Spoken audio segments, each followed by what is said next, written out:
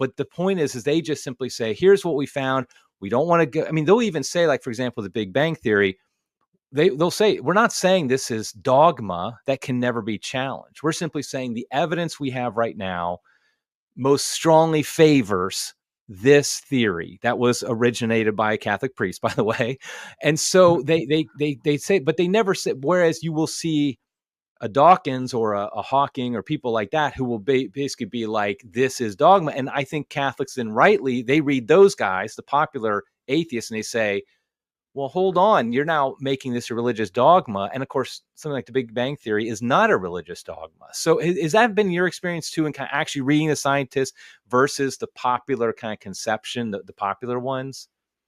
Absolutely. I mean, I think it becomes clear, as I say, after a little bit of reading, where the science is and where the philosophy imposed upon the science is, that epistemology or the spin that they're giving to it. I mean, we would obviously know that if they're trying to take some fact about God's creation and prove that God doesn't exist, then that can't be right. There's nothing that we would discover in this nature that would argue against God, because it comes from God. It's just impossible. And so I do think that there's a lot of fascinating information out there, real data. And one of the other things that I would say is that with the question of conspiracy theories and so on, the conspiracy theories become less likely to the degree that it's harder to cover up the truth.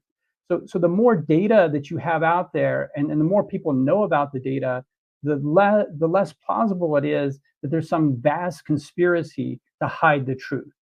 So you think about the flat Earth theory or geocentric theory or whatever. I mean, us landing on the moon. I mean, how many people have to be keeping silent about the truth? How much data that is accessible to everybody has to be hidden to hide these things? So I think this is one of those things where if I'm making a prudential intellectual judgment about what's true and what's not true, I should be suspicious if it's pretty much impossible to pull this conspiracy theory off. What is the danger of, I mean, so many conspiracy theories lately have become conspiracy facts. I mean, like related to COVID and things like that. And I've seen a lot of people say, well, the government was lying about the origin of COVID or about the vaccine, so I don't trust it about the moon landing either. And they just like, how can you trust them about the moon landing when we know they lie about this?